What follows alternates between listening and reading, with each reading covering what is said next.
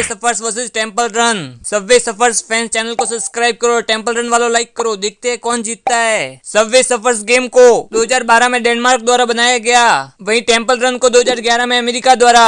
कम समय में ज्यादा सक्सेस, स्कोर 0-1। सबवे सफर्स को 100 करोड़ से अधिक लोगों ने डाउनलोड किया हुआ है, वहीं टेंपल रन को 50 करोड़ से अधिक लोगों ने। Score 1 each. सबवे सफर्स को प्ले स्टोर पर 4.4 की रेटिंग मिली है, वहीं टेंपल रन को 4.1 की। स्कोर 2-1। वैसे आपका इन दोनों में से फेवरेट गेम कौन सा है, कमेंट करके जरूर बताना।